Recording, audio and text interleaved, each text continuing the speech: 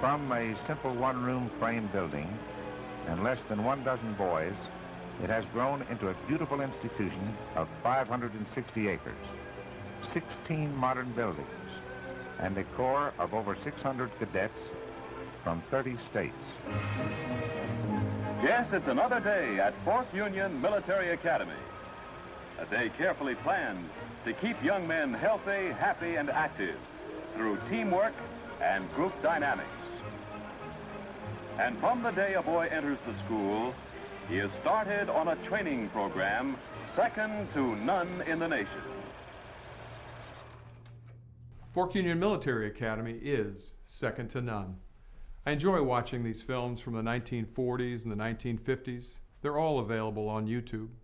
As different as some things looked, the really important things have remained the same. I am Rear Admiral Scott Burho, recently retired from the United States Coast Guard, and now the 10th president of Fork Union Military Academy. Only 10 presidents in more than 100 years.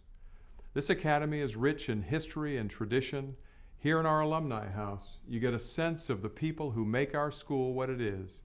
They are dedicated, hardworking, and all play a vital role in building Fork Union Military Academy into this successful institution that it is today. Truly second to none. It was back in 1898 that a Baptist preacher named William Hatcher said to some friends, "Wouldn't that beautiful oak grove be a splendid place for a school?" His idea caught fire. 10 families in the community pledged $50 each to hire a teacher, and the academy was born.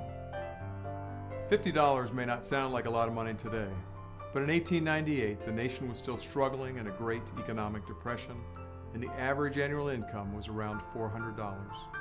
One of those original guarantors was Mrs. Zadie Key, a widow raising 5 children on a small farm. It's likely that $50 meant almost a quarter of her annual income. She sent 3 of her sons to be educated at the academy, even though their help on the farm was probably much needed. She was committed to seeing that her sons received a quality education. That is the kind of commitment and generosity that has built and sustained this academy. This ceremonial saber belonged to Clayton Crossland, the academy's 3rd president. He designed the academy's first crest, and he penned our motto, body, mind, spirit.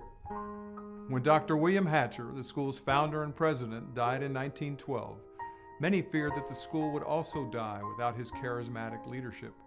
Dr. Hatcher's son took over briefly as president while the school's trustees and supporters tried to figure out what to do. Enrollment dropped from 138 students in 1912 to a low of 68 students. It was Clayton Crossland, a Rhodes Scholar with a bachelor's and master's degree from Oxford University, who was hired as president and given the challenging job of putting the school back on its feet again. He immediately began drawing up plans for a magnificent building that could serve as the focal point of the campus and provide space for even more students than before. He traveled tirelessly raising money for construction, and slowly but surely Hatcher Hall began to take shape at the heart of the campus. Rooms were finished only as the money became available, and it was many months before the last dollar was raised and Hatcher Hall was complete. But at the end of President Crossland's 4 years at the academy, with Hatcher Hall completed, enrollment was up to 148 students and climbing again. It is that kind of optimism about the future and faith mixed with hard work that has fueled this academy's growth.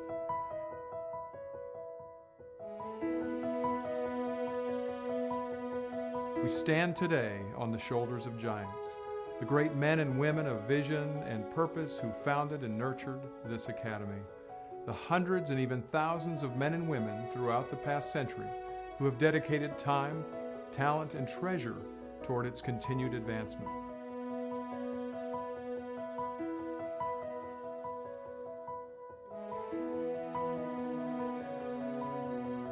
All of their efforts through all of these years have been focused on one consistent and enduring mission: educating, developing, and inspiring young men to be the best they can be in body, mind, and spirit.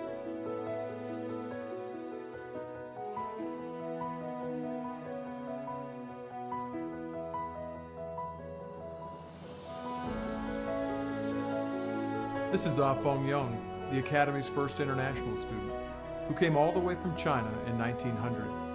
He graduated from Fork Union Military Academy and went on to Richmond College. He completed graduate studies at Columbia University and then returned to China, where he served as an educator and edited a religious publication. In 2005, his great-grandson graduated from here. From its earliest years, the Academy developed a strong reputation as a college preparatory school. Boys came from across the country and around the world to attend Fork Union Military Academy. Young men still come to Fork Union from all ends of the earth. We continue to educate, develop, and inspire young men in a Christian, college preparatory, residential environment. Cadets learn confidence, responsibility, leadership, and discipline in a positive atmosphere of mental, physical, and spiritual growth, just as Dr. Hatcher, the school's founder, intended. Years pass, uniforms change, buildings come and go. The faces may look different, but one thing remains the same at Fork Union Military Academy. Success stories begin here. Fork Union is intense. It's a definite life-changing experience, and it's a good opportunity to reflect on your life, and it's a good opportunity to change. It really gives you a foundation of respect, the sense of respect, confidence, leadership, and interaction with other people that you really can't get a sense of at home or at public schools. Without this place, I don't think I'd have a plan of what to do in my life, because before this, I was just a lot of talk. You know, I said I was going to do this, I'd be this in life and everything, but I didn't do anything about it to kind of, you know, point myself in that direction. Showed me that I needed to work harder, that nothing's given to you. Because back at my old school where, you know, I could just coast through and just get by, you can't do that here. If you try to coast through, then you won't last.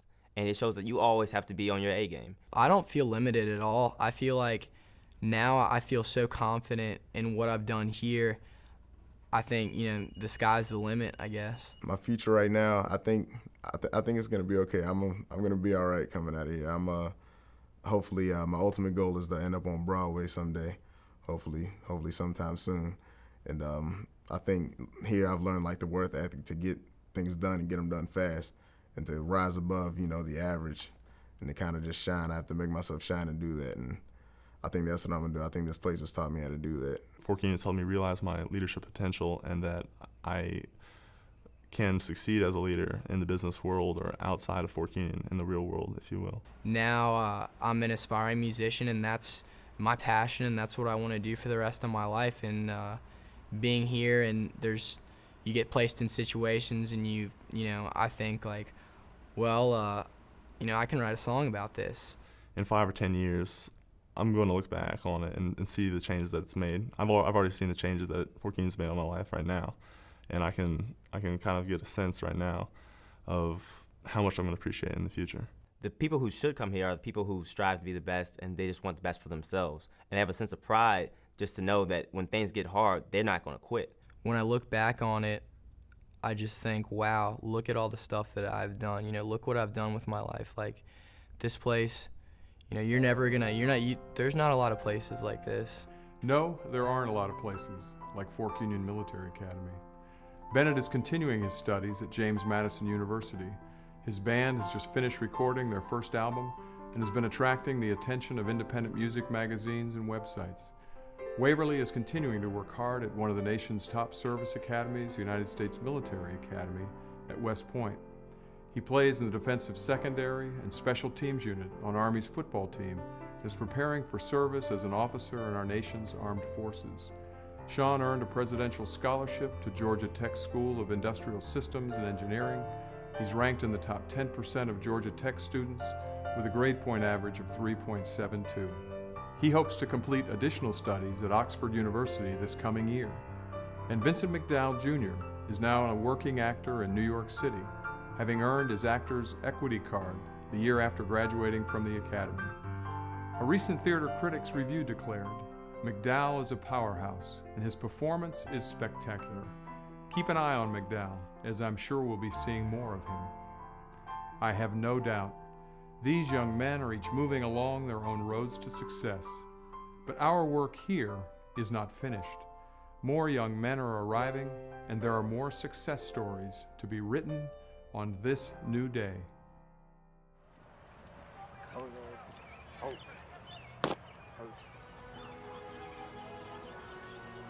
Today, just as in years past, young men rise from their beds before dawn, put on their uniforms with pride, and begin their day at Fork Union Military Academy. The tradition continues each day, passed down from generation to generation.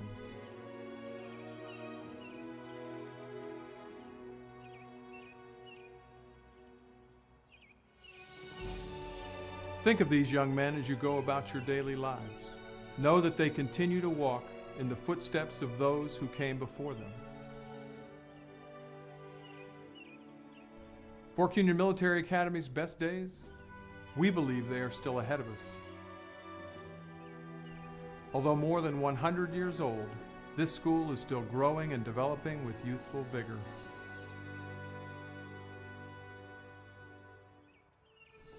Pushed by the past, pulled by the future, let us join together and face the dawning of this new day, a day of new opportunity and new challenge. It's morning in Fork Union.